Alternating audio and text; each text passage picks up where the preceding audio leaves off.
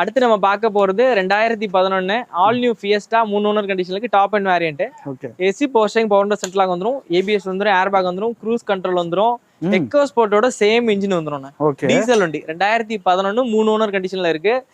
2,45,000 கேக்குறோம்னா வண்டி வந்து விசிட் பண்ண சொல்லுங்க, கம்பெனி கொடுத்துடலாம். சீட் கவர்லாம் ரொம்ப பிரீமியமா போட்டுருப்பாங்கண்ணா.